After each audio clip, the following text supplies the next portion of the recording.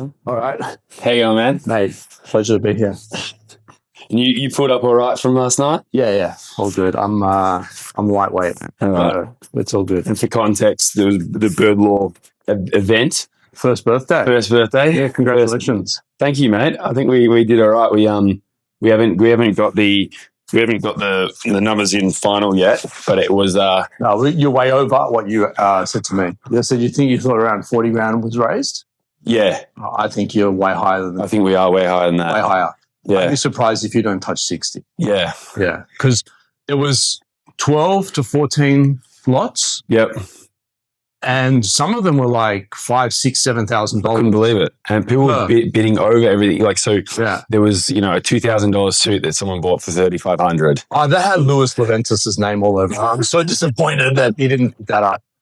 I went to it straight after my mate. That had your name on it. What's going on? To be fair, it was my other really good mate, Michael Begenflor, who was a barrister. So he's going to get some use out of that suit. That's right. Yeah. No, and then what else was there? Was grand final tickets that went in there. Grand finals from RIT. From RIT. They're amazing guys. I 6,500. also saw the Bird Law catamaran. That was in I there. think that sold twice over. $7,000 and then $7,000 again. So like We're going to do 2 days. that alone is nearing 20 grand. Right? Yeah. So all those things we just talked about, and that was only 3 of 14 items. That's right. I'm hanging to see what the outcome All was. for Operation Flinders, which is an incredible charity. I thought about Operation Flinders after you said it. I think when I come back, I don't know if it's possible, but I'd love to bring my girls back Yes. and do a night. Oh, the fly up to Yankonina? Yeah. The drive's a bit much. There's I think we want to do that hours charter. Do that charter because Maddie, my oldest daughter, she's 14. She's been pestering me. When I say pestering, like, Dad, can we? She wants to go to New Zealand and do some hiking. Okay. And I actually think that we can do that. But I actually think maybe a hike with purpose Yeah. and a hike with a life-changing experience. Absolutely. And yesterday, or last night, that was articulated so beautifully.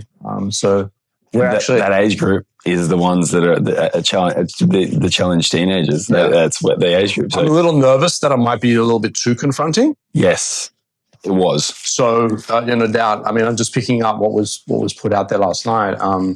However, I think that the impact may actually be worth the uncomfortableness. Yeah. For me, it was. I went on one of these trips. Yeah. With Operation Flinders.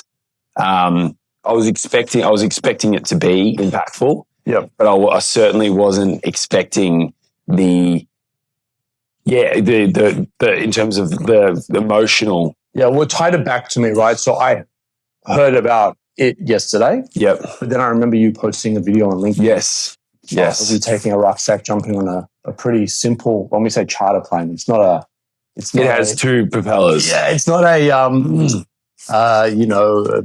rap video private jet, right? It's Hey, a prop plane. there's leather seats. It's not terrible, But like actually, I stitched the two together, remembering your LinkedIn posts, and then understanding what you guys were talking about last night, and I was like, it's definitely food for thought for me to try to bring the girls back and try and put them in that situation and see whether or not it's. I had probably about 3 or 4 guys approach me after that, and they were the ones that were bidding that trip up. Yeah, which I'm not sure that. I think the trip to Yankonina ended up going for $6,000. Yeah, Sunny Singh ended up buying that one, which is a great client of ours. Yeah.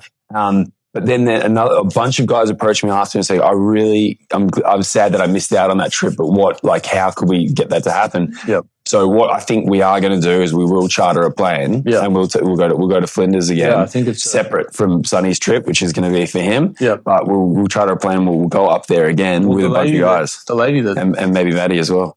The lady that spoke out about it yesterday, was on stage. She went many years ago and stayed. Yes. Kim Vanstone. Yeah. Incredible. Her story was amazing as well. She's pumped over a decade of her life into that organisation. Yeah.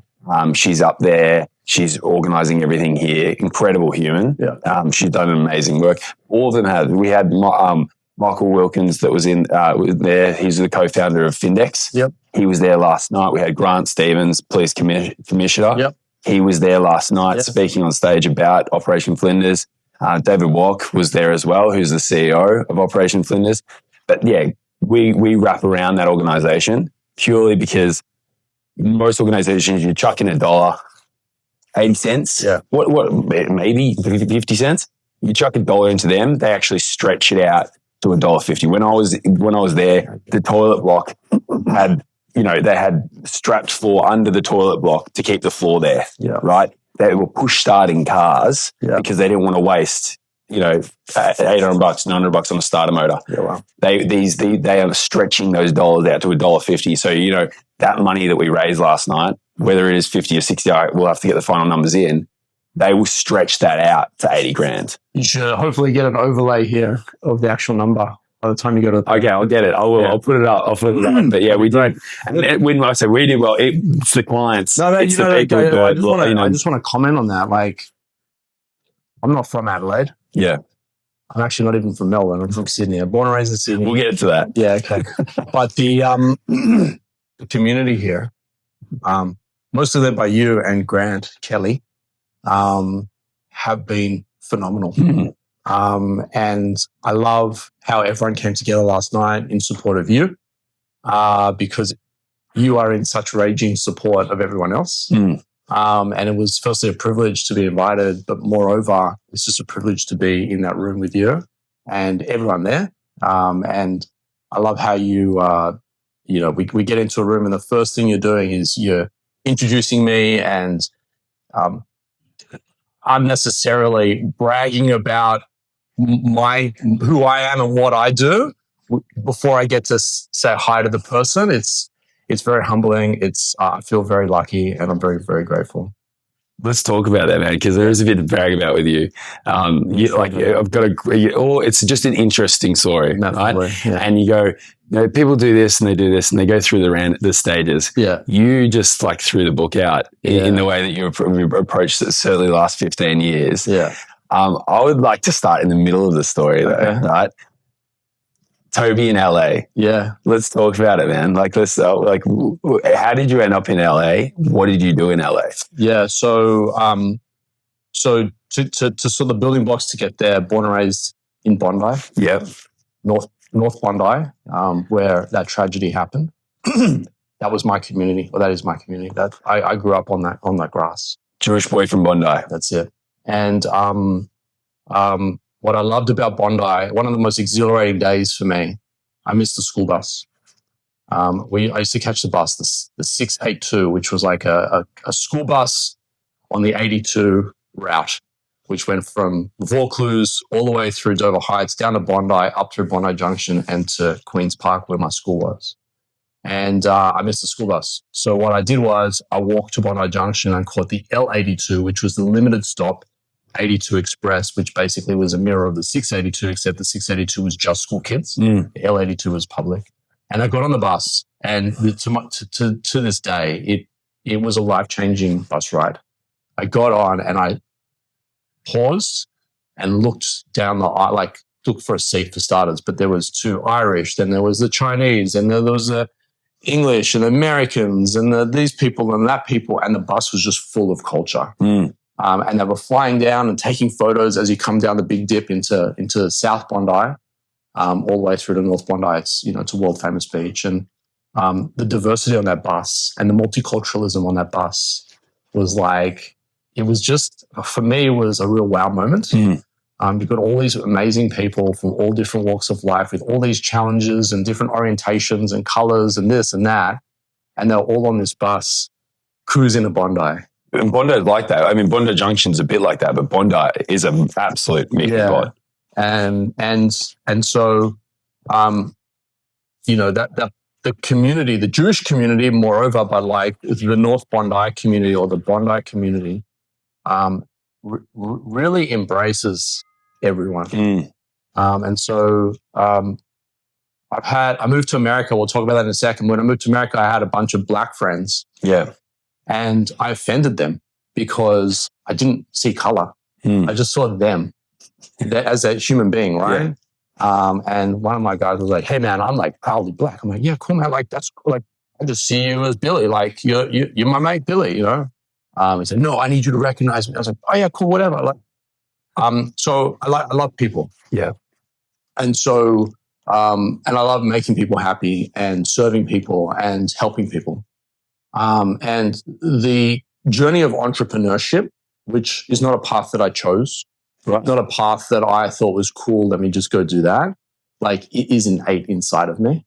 Yeah. It's in my bloodline. That's evident. It's who I am. And for a very long time, I tried to suppress it and sort of like tried to just go with those standard building blocks. Yeah. Until I met this amazing girl who's been my wife of nearly 23 years now, November. Sim, who didn't really care. I used to puff my chest out as a kid from Bondi, like, I'm this, I'm going to be that. Oh, I'm starting this new business. It's going to be the biggest business and the greatest this and that. And she's like, yeah, cool, whatever. Can you like feed the dogs? And I remember when she first met my mum, my dad passed when I was 16. And so my mum is my best friend, but my mum is the gatekeeper to our world. And Sim came over and I was like, not nervous, but like introducing this chick to my mum. And the first thing she did was sat on the floor and play with the dogs.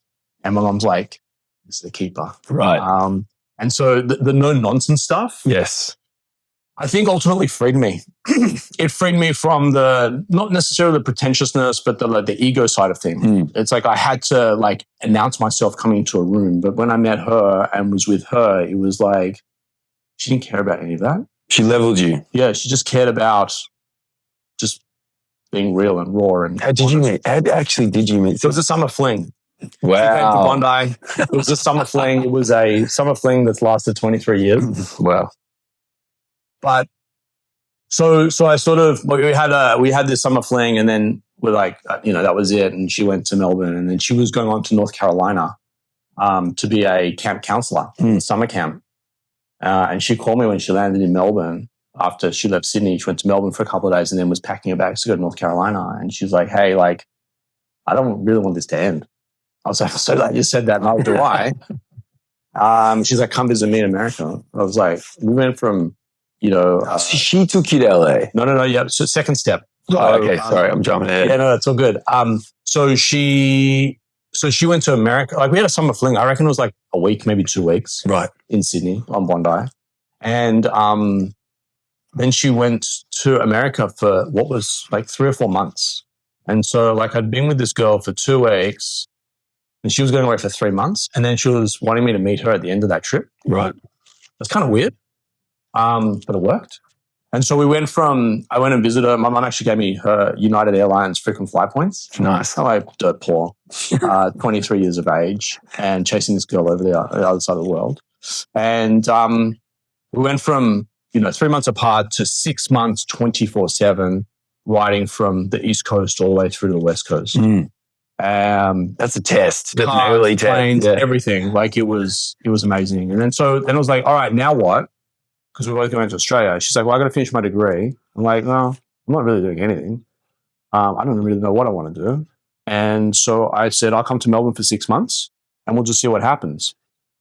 6 months turned into 6 years. And during that course, we got a lot more serious with each other. And I bought a dog. And the dog needed to go to the toilet at the most inconvenient times. And I lived in a 1-bedroom apartment. Sim didn't actually live with me. I was just living by myself. And so Sim said, Tobes, we just need a patch of backyard on the balcony. Yeah. It wasn't even our balcony. It was my rented apartment at $220 a week. And that was the light bulb moment. I basically built this product with her called Pet Loo, which is old toilet. Yeah. Anybody with a French bulldog in an apartment? Yeah. And it went nuts. Before things went viral, before social media, this thing just went gangbusters. Yeah. We got on a television show called The New Inventors.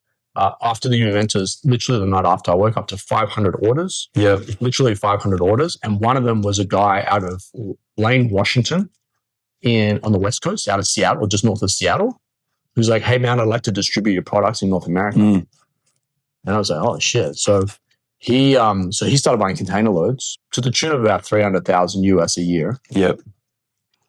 And then when I started understanding like TAM, total addressable market, America had 200 million cats and dogs. Yeah. Australia only had 7 million cats and dogs. And so, but my Australian business, maybe because I'm principal and I'm the hustler, was doing like $2.2 million of revenue, and my US business was doing 300,000 in container shipments. Right. And so I was like, well, this is weird. So I started questioning the distributor, and it ended up trying to like contain the distributor to a segment of the market, and then basically invested and moved to America to, I like to say, join the NBA. Like we're playing high school basketball over here, equivalent market size to like the major leagues. And so the crazy story for me was when we decided to move to America, the dollar was at parity. It was 1 for 1. Yep. Like 97 cents to 1. Hasn't been like that again. Maybe it won't. Actually, I'll tell you, it happened one other time, and that was after I exited. But I had 300,000 Aussie dollars that when I converted, by the time I converted, it was the peak of the global financial crisis. It dropped from 300,000 down to 156 US. And I was like behind the 8-baller. Like you can't go to these major markets underfunded. No. You're just going to be like just trying to grind. And so it was a grind. It was a grind to the point whereby the business became too big for me. To help fund the business, I had a relative amount of success before I left, and I bought a house. Bought a house for $1 million. This is a long time ago now, and I had like $180,000 mortgage left. Oh wow! Yeah, like I've done a good job. I've done relatively well. When I sold the business, my mortgage was like $790,000 because I used the reverse account to fund the growth without any external equity. Yeah. And so like that became really scary to the point where it was like I had too many orders coming in and I didn't have enough capital to grow it. And this was not before VC, but it was before sort of like Zuck and, and Evan. It was before it's sexy. Yeah. Before people are like setting up these things. So burn for the sake of growth. Like I came from an environment which was if the money's not in the bank, you can't do it. Totally. And so it was really painful. And I caught the eye of a very large company out of Knoxville, Tennessee, which is 2 hours east of Nashville, called PetSafe. Parent company is called Radio Systems Corporation. The product that you buy at the pet store is a branded PetSafe. Okay. 600 employees. I think it was like 275 million in revenue, 6 international offices, and Randy Boyd, who actually went for governor of Tennessee, called me and gunslinger. Yeah. Actually, talk about that. The campus was a gun-free zone. Oh wow! And I had no idea until I went out with my team after acquisition. We went out Randy bought my business, and I joined the organization post-transaction. It wasn't an earn-out. It was I'm buying the business, but after we bought the business, we want you to come join us because we want you to be lead us in innovation and design and tech and a whole bunch of things. It was really cool. President of commercialization. Yep. Was the title. And so I joined the team and I had amazing people like Blake and Wendy and Sarah. There was a whole bunch of people. And because I was the Aussie living in LA, coming to Tennessee every month, we also like had a team dinner. And I was hanging out with Wendy Williams. Shout out to Wendy. And we're having dinner and I was like, hey, I'll walk you back to your car. My hotel, like the dinner we were at was downstairs to the hotel. And I was like, hey, I'll walk you to your car. Make sure you get us safe. She's like, oh no, I didn't help. She goes, I got my gun. Like, what do you mean? She's like, oh no, my pistol's in my purse. I'll be safe. I swear to you, I didn't sleep on the bed that night. I slept under the bed. And then the next day I recognized, I didn't actually see it until like that happened, that when you walked onto campus, it was a huge campus, like a Google Tech campus, where you've got like a 3 or 4 story building over here. You've got a golf driving range here, a massive car park, a doggy daycare center. Like these guys that lived and breathed pet. It was amazing. But I was walking to campus on the glass before you swipe your access card to get into the door. It says, please leave this is a gun-free zone. Please leave your guns in the car. Because it's a concealed carry state So people have just guns in their bag, in their waistband, all the rest of it. Yeah. It's wild. So you asked how I got to LA. Like the long story short is I was lying watching the footy on a Sunday with Sim, and she's like, "Hey, do you ever want to move to overseas?" I was like, "Yeah. Where would you like to go?" And I was like, "Where would you like to go?" Trying to be chivalrous. And she was like, "On the count of three, let's say where we'd." She said LA, and I said Los Angeles.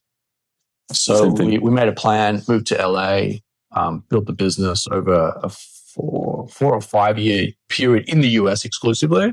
And then Randy called and said, "Get it to 10 million and I'll buy you." And he did. And he did. And you did. And I did and he did. And Pet Lou is now part of Pet Safe. Yeah. It has been since 2012, 2013. Something like that. Yeah. And I love that team. I love that company. I love the people there. The Tennesseans, Ricky Jukes, Melissa. It's a different breed of America down there. Yeah, the South, the hospitality, the kindness. I still speak to a lot of them. Yeah. And I was only in the company for sort of 18 months post acquisition, and it was like 1 week a month for 18 months in Tennessee, and the rest was in Los Angeles. And so that was my time there. My girls were born there. Yeah. During my time there, I needed to really compartmentalize work and play. Right. Because my North American HQ was my third bedroom in my Venice Beach apartment. Yeah. I actually had a mezzanine, which was sort of like, it was 2 bedrooms downstairs and bathrooms, and then I had a mezzanine, which was the North American HQ. Awesome. And Sam, God love her, came in at the most inconvenient of times. "Hey, let's go do this. Let's go." I'm working. Yeah, but America, like it's 6 o'clock in the East, it's 3 o'clock in the West.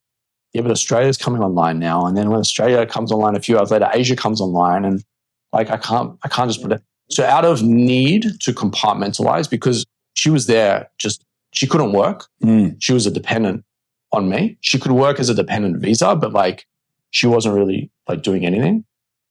So she was relying on me to sort of finish my day and then start having fun, right? And it was really hard. So I moved into a co-working space, which happened to be the old Google headquarters of Los Angeles, in Santa Monica, 6th in Arizona.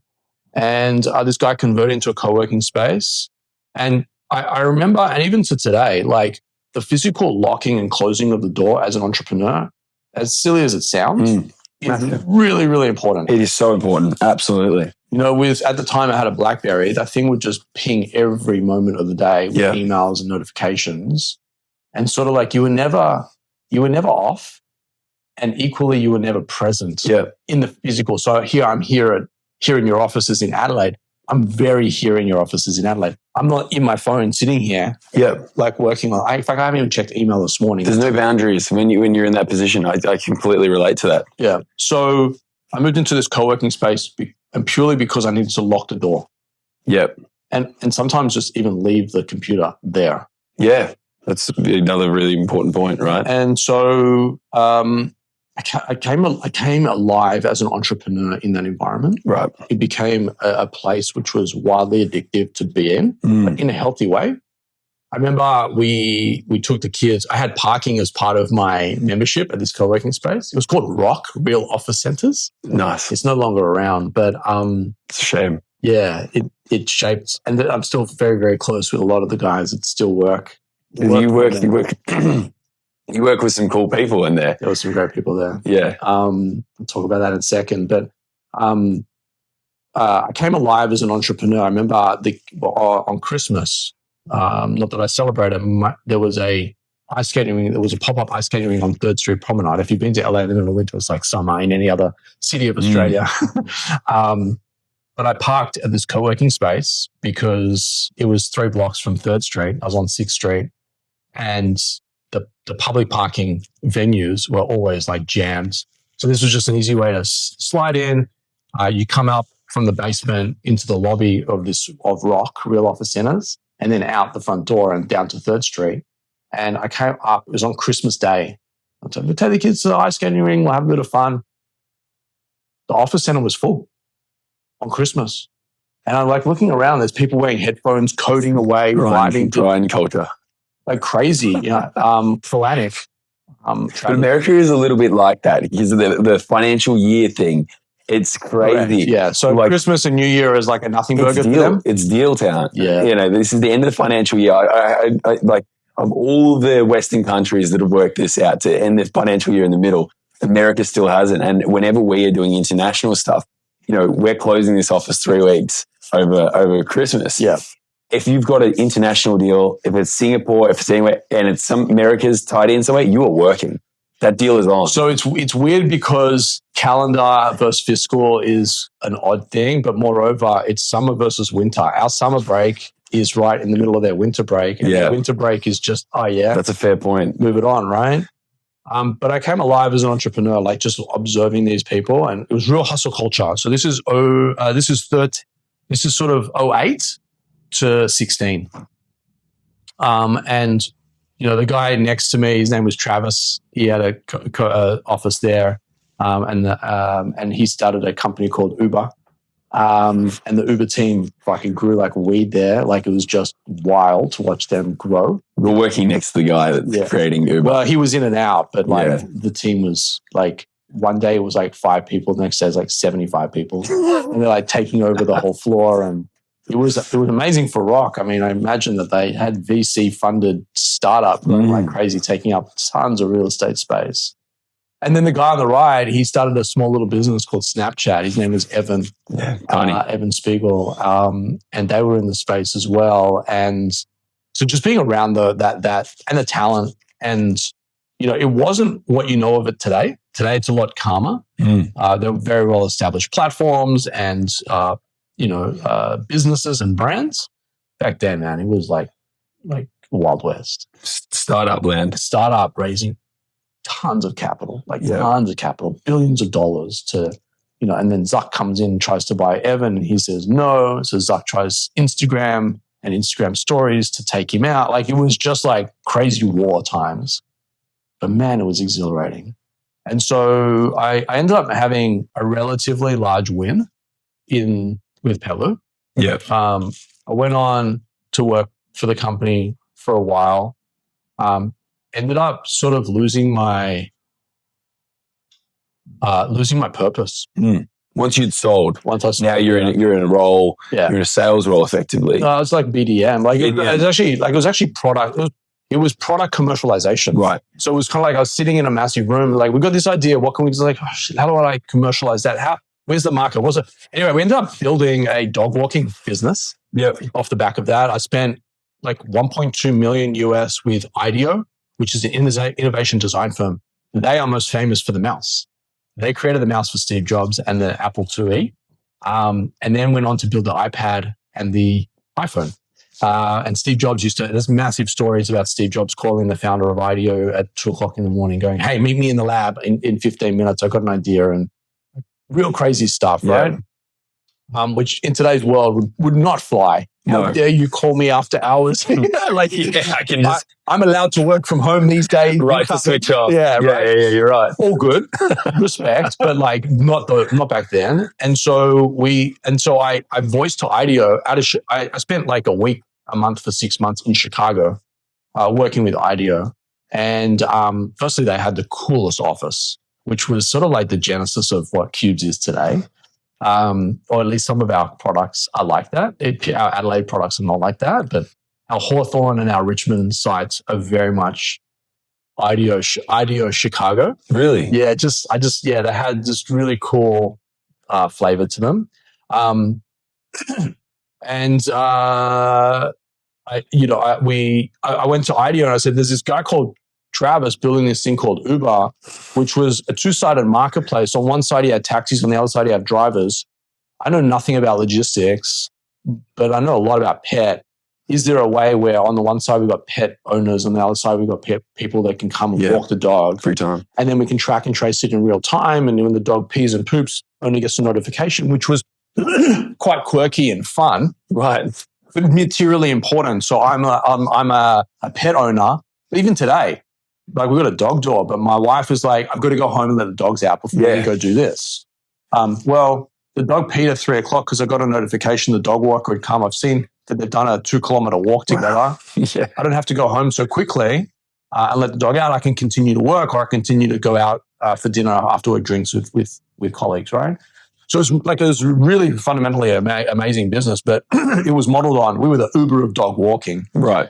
We scaled LA, San Diego, Orange County and San Diego, 800 dog walkers, 32,000 dogs being walked daily. And it all happened on this platform, which then got acquired by Rover.com.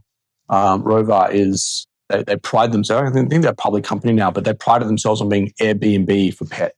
So instead of you sending your dog to a kennel, you look it up and go, the Bird family. Yeah. 5 kids. Yes. This is our backyard. The dog will come on our boat. We'll do this, yeah, cool. I'll book the Bird family for the weekend and I'll send my dog Kauai to the Bird's house for $25 a night.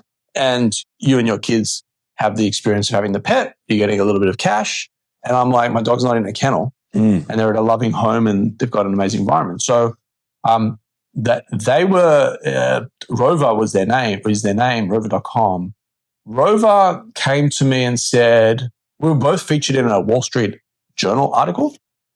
And Rover said to me, like, hey, like, we're curious to know about the velocity or frequency of your customer. And I was like, well, I'm seeing my customer sometimes twice a day. A lot of data points. Holy shit. We see our customer maybe twice a year. Yeah. Tobi's in Adelaide this week. I need to get the dogs into something, right? So they love the velocity and volume. And so they acquired. I didn't have much of a say in it. I had a lot to do with the sell-through, but like, it wasn't like, I was a company, it was a pet safe company. Right. I had a small equity stake, but it wasn't material. And so Rover.com bought us. And then Sim's like, we've got to go home. Want the kids to be around. 2 businesses enough to create in one country? Yeah, 10 years.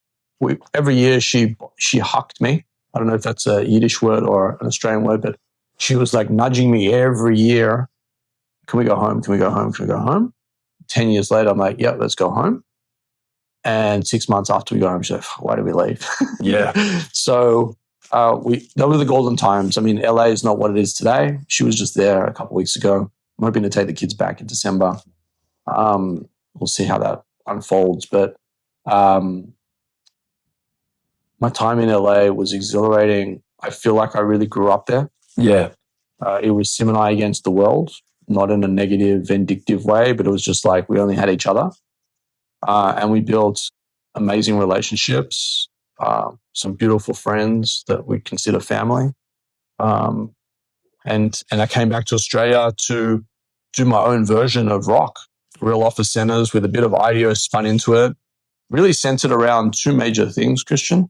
One is the journey of entrepreneurship is actually quite lonely, very isolating. Absolutely. People really don't understand trials and tribulations. The pains, the highs are so high and the lows are well beyond low. Yeah. Like knocking on death's door low. And is this all worth it sort of low?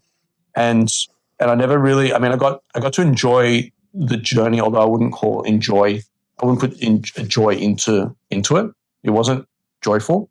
I saw the impact that we're having, which was joyful, but the day-to-day was like heavy and big and really testing. And Sim, as much as she loves me, she doesn't really understand. I mean, she understands a lot more now because we've been together 23 years. She doesn't understand the drive to do what you do? No, she gets all that, but she doesn't understand. She didn't. She's very, very, she's very well educated and now 23 years later. But, you know, I'd come home and explain my stressful day. She wasn't in the pet loo business. Okay. I'd come home and she is in cubes now, but yeah. But I mean, in cubes, like, we'll talk about that, but like, I come home and unload my stresses, and she'd be like, you know, her first answer was like, okay, you done? Cool. I need the kids bathed and the dogs walked. Like, get out of that, be present, be at home. Yes. She drilled me like nothing else. That's very healthy. Very healthy. But I also didn't, not to disrespect her, but I didn't feel heard. But I didn't feel heard because she couldn't help, because she didn't understand. And so her mapping was like, I got to get him out of that headspace and bring him in here. But like, And so as much as she loves me and loved me, she couldn't troubleshoot because her response to everything was, you've got it. You'll find a way. I believe in you. And I'm like, no, you don't understand. So then I would call my mum, and my mum was like, Tobes, you're talking to me in telephone numbers. I can't compute. And then I call my sister, G, and she'd be like, put your big boy pants on. If anyone can do this, you can do this. That's good. And I just felt like everyone would like had this wild, good that they back you, but wild belief. But like, you've done it as well. At this point, you've already done it twice. Right? Yeah, no, but this was in the journey. No, this is in the journey, right? Yeah, okay. And actually, my biggest challenge had yet to arrive. Solopreneurship. Yeah, and so I came home wanting to build cubes after Mark Cuban, but Office Cubicle, because I didn't want people to feel like I felt. I didn't want them to feel isolated. I wanted them to go home to their loving families and be with their families, but I also want them to feel empowered, heard, supported during their hustle switch, right? And so I built cubes because the journey of entrepreneurship is really lonely and isolating, and I wanted to have like-minded people around. And furthermore, when I reflect back on my time, I had a good product, but I had like the hustle went to a whole new level when I was surrounded by other people hustling. And you're succeeding. You're watching it, so you're okay. It feels lonely. It feels a little bit low here, but I can see where this gets to. This is almost like a light at the end of the tunnel. Yeah. But you're seeing other people's journey, and you go, okay, this is worth it. I can work towards this. That's right. And so I built it on those two foundations, right? Yeah. Wow.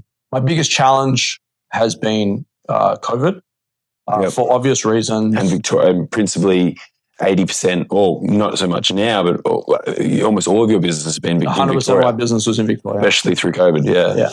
And so COVID, I mean, everyone experienced COVID in a different way, yeah? But fundamentally, I think it was like the same thing, but in various versions.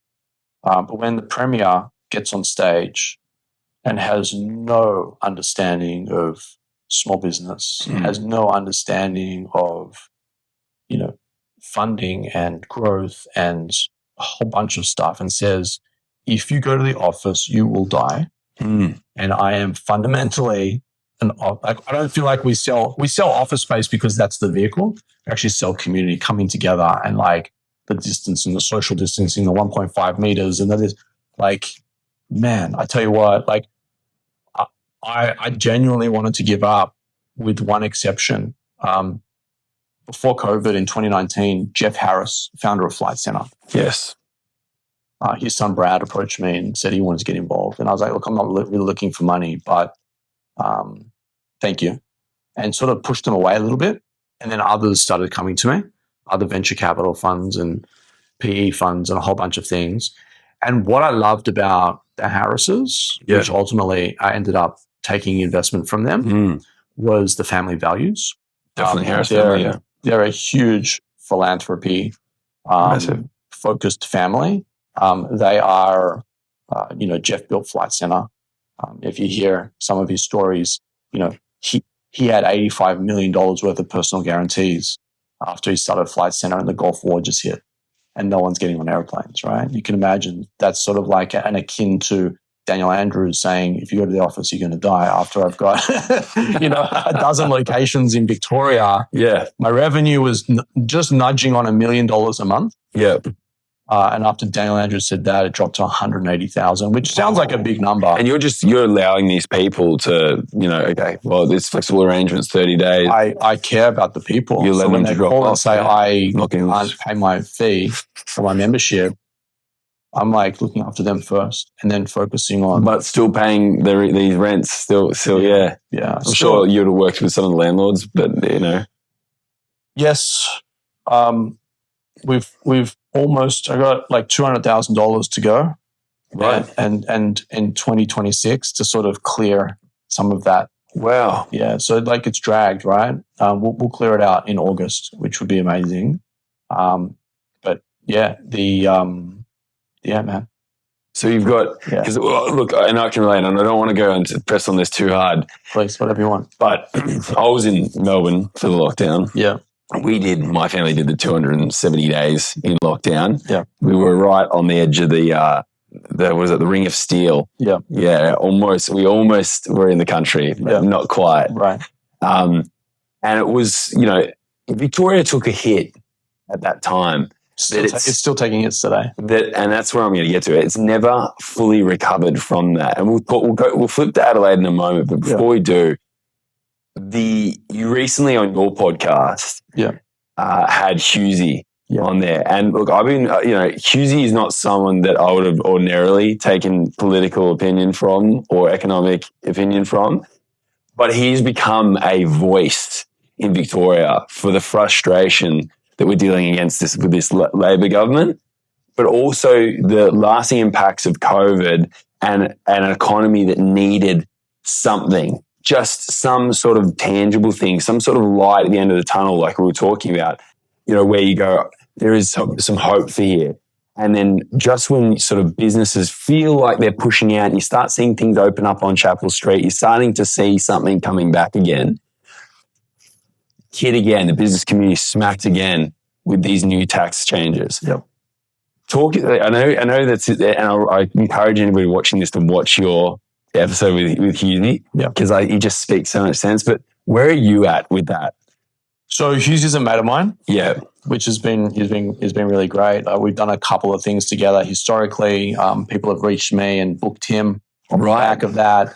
And he started talking loudly and proudly, and actually swallowed a lot of pride as well. He's made claim that he voted for Albo. No, he did. He has said that. Yeah. And he regrets it. But I look at Hughesy very similar to Elon Musk. A lot of people don't like Elon because of how he comes out. Mm. You can't argue with what Elon is saying. No. Like on the fundamentals, he's right. And you may not appreciate or like what Hughesy saying. And some people have said, he's a washed up comedian and this and that.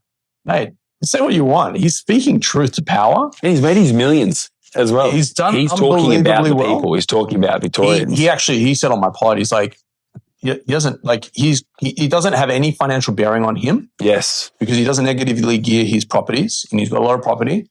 And he doesn't like debt, and he's a whole bunch of amazing things, which is like, holy shit, this guy's been wildly successful.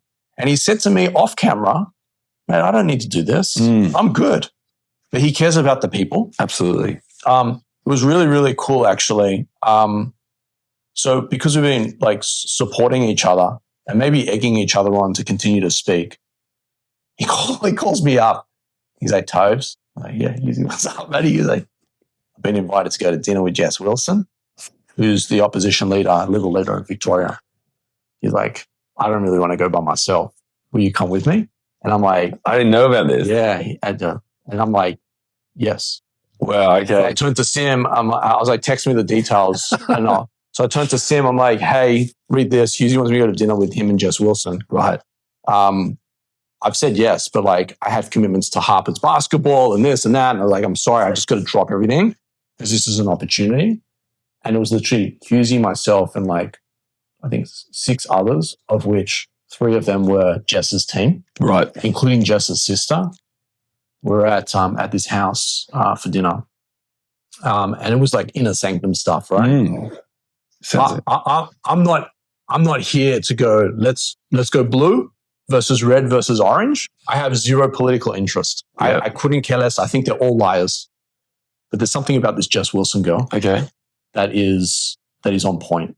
And I've latched on to her as a human being. And again, I don't care if she's red, black, blue, or orange. I couldn't give a shit. Latched on to hope. Latched on to hope. Yeah. And the stuff that she's saying, call me a sucker if you want to, I believe in her. Yep. I believe in her, Jess, the person. Do you believe in Victoria being able to actually vote Liberal back in? So that's another question. This is the same state that voted Dan Andrews in a second time. So there's a couple of major things here that I think, guys, like, I'm just a guy that cares. Judge me if you want, but just try and hear the words that are coming out of my mouth and listen to what I'm saying versus anything else. Victoria has an opportunity to start the new wave. Yeah. If Jess gets into power and partners up with Pauline or does something with One Nation, I'm still not sure, and I actually don't care.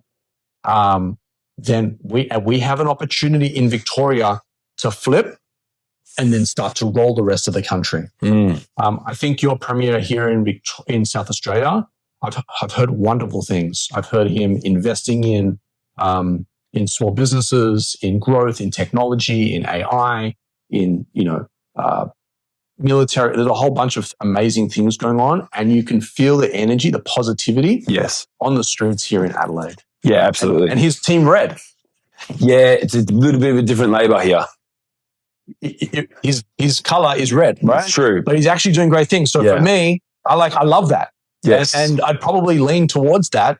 There's a lot of hope here. Yeah. Well, I can feel it. I love being here. I've been here for 3 days now, and I'm sort of dreading getting on the plane because I feel like I'm going back into the dark. I've got 10 mates up here currently from Melbourne for the event last night. Yeah.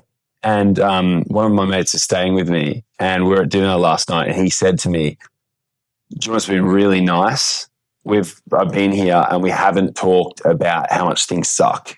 And he said, "I call up friends and I, talk to them about, hey, let's go get dinner here in the city or whatever."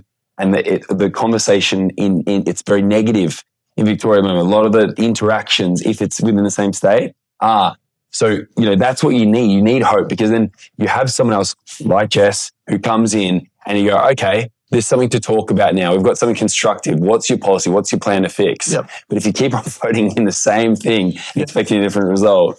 It's insanity. But actually what I think happens, like we just had a flip, Jacinta Allen got booted. Yeah. She says she resigned, but she got booted. She definitely got booted. And this guy, Ben's come in. And what I'm reading and seeing, not in mainstream, because I don't go mainstream, but on my X channel, is people are fed up. People are saying vote Labor last. Ben will put out a post. I mean, Jacinta had such negative comments. I always click on their posts and then I read, like, what's the sentiment? What's the energy of the people? And it's always been really negative. I think Ben's going to last 120 days and then he's gone. Yeah. I think that people are fed up, and I think that those diehards are, I don't think they're diehards. I think they're diehards because they've been on the purse. Yeah. Yeah. And I think that the cracks are starting to show.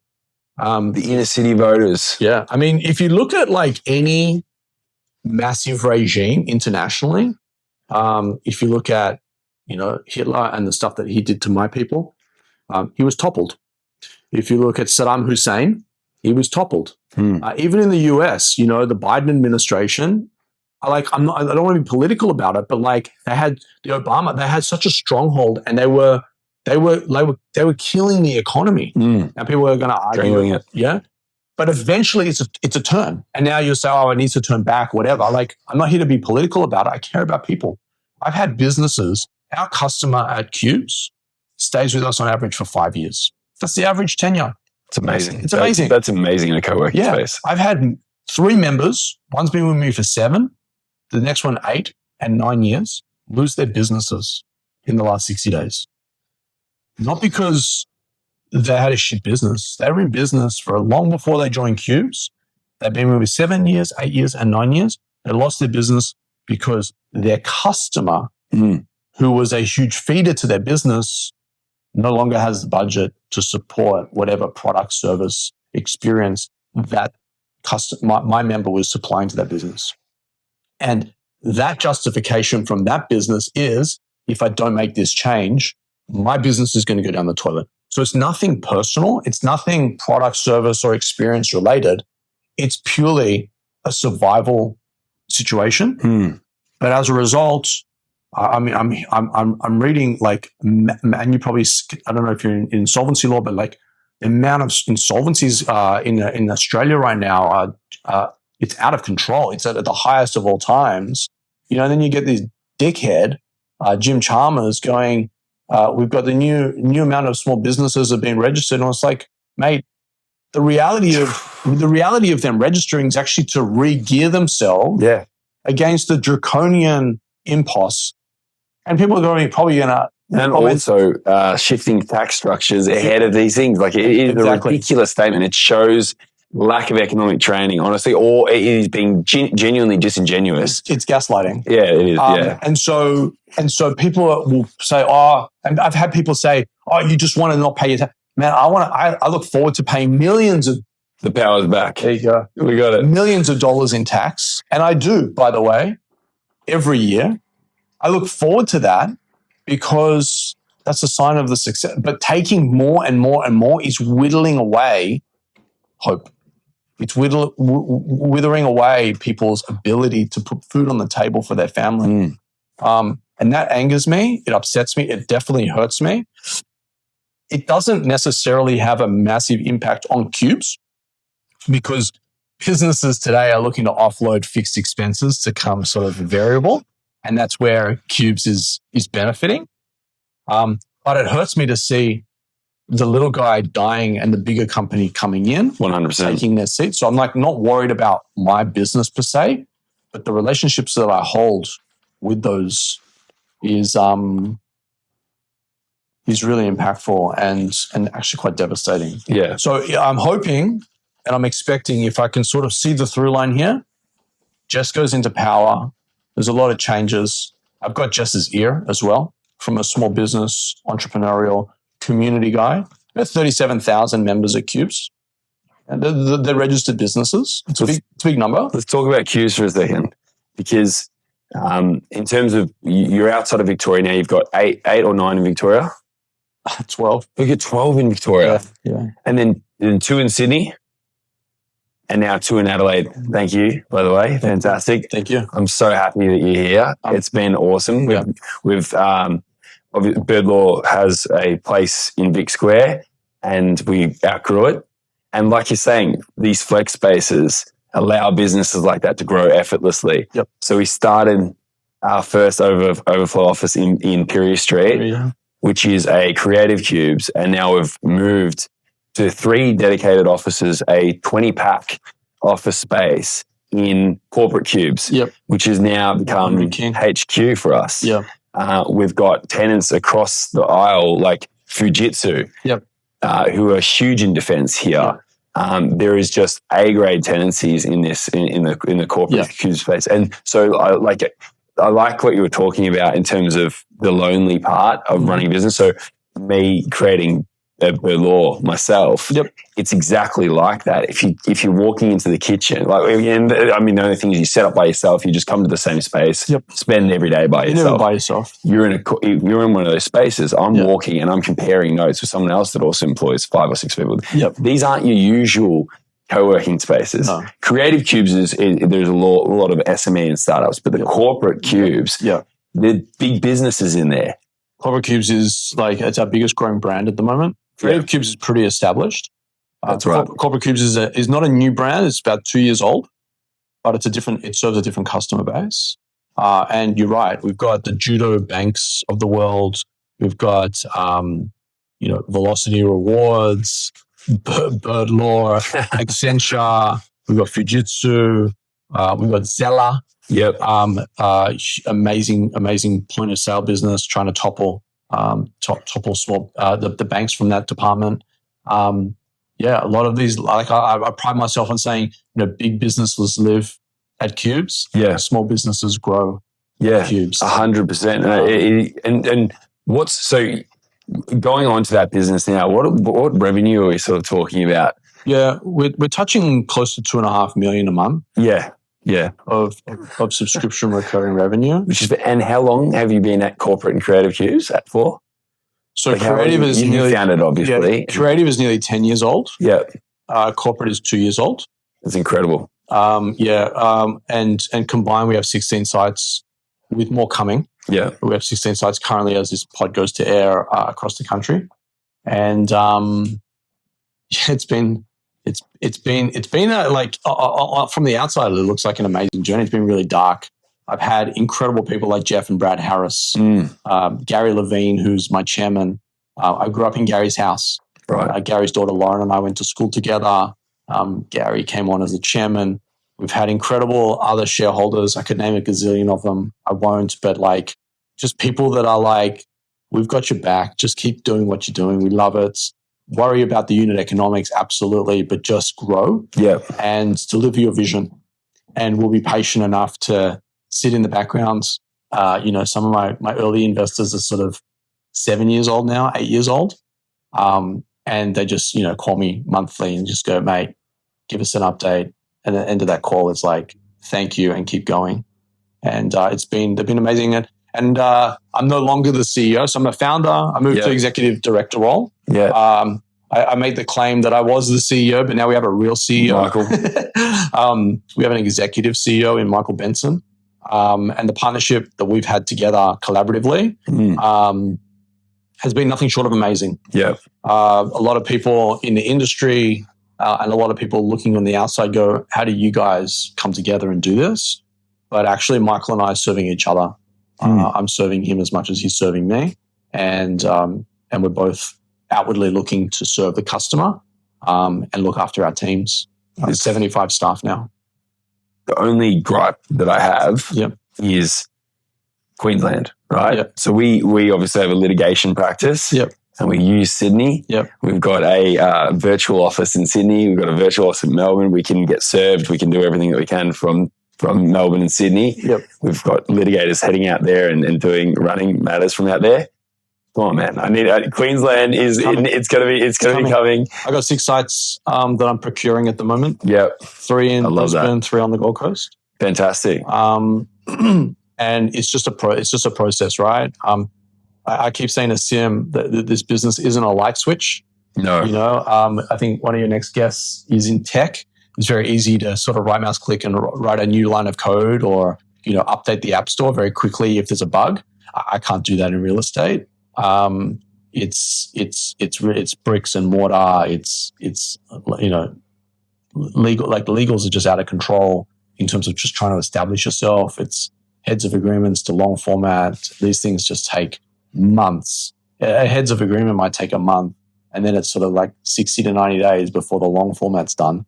Because you're at every point you're dealing with lawyers, which is fine, but it's a process. So I would love to click my fingers and have Brisbane and the Gold Coast lit up tomorrow. It's a work in progress. 2027 it'll definitely be. I'm very excited about it. I got 2 sites in Brisbane CBD, which will suit Bird Law really nicely. If they're anything like your other sites, that'll be fantastic. Moreover, if you want to take Lily and the crew to the Gold Coast for a holiday, we will have a couple of sites there as well. So really, they can go off to Wet and Wild and Movie Worlds. Okay. And you can duck into a Cubes. Fantastic. 2.5 days work there. So look, it's coming. We're at 16 sites open. At the end of this year, we'll be close to 20. And my goal was always to get to sort of 30 to 35 locations across the country, which sounds like a big business, but it's only 35 locations. I used to work with like Petco in the US. They had 1,500 stores. So this is like and even Petstock today, they got like 180 stores or 300 stores. Yeah. Like, I'm looking at 35 locations. Very achievable for you. Or even like Flight Centre. They've got thousands of locations across the country. It's across the globe. I'm just trying to do 30. And you're going to do another one in Adelaide. Yeah, there's a couple. There's a couple of things. I don't want to disclose too much. It's going to take time. Yeah. Some of them are piles of dirt at the moment and coming out of the ground. And I'd like to commit to one of those pretty quickly. Another one is relatively available, although I've been warned. And then it's sort of like the other one is a stepping stone to another. So I'd love something on this side of town. Yeah. Across the Vic Square legal precinct. Pirie and King Will are pretty much back to back. There's a lot of empty floors in a lot of buildings here. And so landlords are active with us. They're approaching us because they see flex almost like end of trip back in the day. Yes. Or even like Wi-Fi at a hotel. Yep. People are making purchasing decisions. This is back in the day on, the hotel has Wi-Fi. Okay, yeah, we'll stay there. People are back in the day, were making purchase decisions on end of trip facilities. I can ride to work, have a shower. It's got a towel service. I can iron my stuff. I can do that. Now companies are legitimately making decisions on whether they go into a building based on whether or not there's a flex amenity in the site. Right. And so for that, there's not a lot of flex operators in Australia. There's some big players. We're one of the biggest, but there's some bigger players out there, and there's a ton of independents. And so I think there's going to be some sort of roll-up / industry evolution whereby you'll have a Virgin, Qantas, and Jetstar membership opportunity across the country in the equivalent of my space. And I think Cubes with creative and corporate are there. 100%. Maybe there's a third brand. Maybe there's not. Maybe we build a third brand. Maybe we acquire a third brand. I remain wildly open to it. My goal is always to be the best. Yep. I don't want to just play for the sake of playing. I want to play to win. I want to put the best out there. If it's not the best, I don't want to dabble. And so, Cubes is definitely in creative and corporate, are definitely getting their reputation built. Creative is already there in terms of its recognition in market. Corporate still has a bit of work to do. But the products themselves, it's just the best or nothing. I know you've got a flight to catch. I do. So we're going to wrap this up. But we didn't even talk about basketball. Yeah. So this is next. Okay. We've got the season starter. Obviously, you and I are mad NBL fans. Yeah. You're a bit more Southeast Melbourne, I'm a bit more Sixers. When the season rolls out, we're going to do this again. Yeah. We'll do something fun. Maybe we can do it from the court. I think we could definitely arrange something like that. I reckon Grant will give us, 10 minutes to chop it up with the court in the background pre-game, or 100%. I'll tap Simon Derrick and see whether or not we can do something with Phoenix. Yeah, maybe even we'll get your Bryce on here as well, maybe 100%. Nathan Sobi. I've got a podcast called Hear Me Roar. ROAR. I claim that I'm an athlete trapped in this 5'10" white Jewish body. But I've seen you shoot hoops. But I've had Josh King on the pod. I've had Owen Foxwell. Yes, recently. Yeah, there's an open invitation. Is he still in Australia? Is he gone? He's gone now. Yeah, he deregistered as a pro athlete. He went to college. Yeah, he's making a lot of money. That. He's been paid more than Bryce Cotton. Yeah, for playing college. They're closing that door now for people like him. I'm not into the details. Yeah, I just enjoyed firstly watching Owen grow, and your guy, one of your starters, the New Zealander. His dad, Flynn Cameron, his dad, Pero. Yes. Was great back in the day. I really enjoyed watching Flynn thrive in Summer League. He's one to watch, man. I'd be surprised if he doesn't get picked up. I know. I'm a bit nervous about it too. I want these guys to go play ball in the States, but I also love watching them play here. Yeah, you're sitting courtside watching world talent. Yeah, we do Lightning as well, and we just recently lost our gun point guard, and she's now gone off and making unbelievable amount of money playing college ball in the US. And I'm like, go Dallas! I love it. I'm so happy for you, but really, yeah, I know. You hope these guys come back. I hope these guys return after a stellar career. We see Joe Ingles. Unfortunately, he joined Melbourne United, but he's an Adelaide boy. He's done a ton of stuff in the NBA. Played unbelievably well for Australia. And he's coming back to the NBL to finish his career. I think that's very cool. There's rumours about Paddy Mills joining Perth or Brisbane, or maybe even Cairns. But he's taken a job, I think, in Europe or Puerto Rico or something like that for now. But you'll see some of these guys that's come back. I mean, we've got 17 Aussies in the NBA at the moment. So that's history. We never had that many. I can't wait for the next Olympics, where hopefully they all be a proper contender. I would love to go out to join the Boomers now. Yeah, I saw what's his name out of Illawarra, Harvey. He became naturalized earlier this week. He's an amazingly talented shooter. They all makes them available for selection. So they're available. I'd love to go back to my home, which is Los Angeles, for the next Olympics in 28, and watch the Boomers boom. Yeah, I think we stand a chance to really go as far as we've ever been. Whether that's gold, I'm not sure, but I'd like to think that we could pick up at least bronze, if not silver. I think we've had a bronze before, so maybe get a silver. I love Grant Kelly. Yeah, he has been an absolute gentleman, gracious, humble, super kind man to me here in Adelaide. And so I want to see, I'm a closet Sixers fan because I want to see him win a championship because I think he deserves it. Agreed. But I grew up a king out of Sydney. He just drops that in there. And then, I grew up a king. Come on, it's too soon. No, I actually wasn't even going to go there. I grew up as a king. I'm being ousted by my family now as a Phoenix fan because they're all kings. Yeah. In fact, growing up, my friend Jeff Frummer, my friend Michael Frummer, his father Jeff and Denise Frummer owned or part owners of the Sydney Kings growing up. I used to work in the concession stand. They were the Supersonics before they came the big Sydney Kings. I used to work at the Homebush Stadium selling merch as a kid in support of them. They never got paid, but I got a ticket to the game free. And then when Phoenix came out, Brad Davidson of the Southeast Melbourne Phoenix converted me.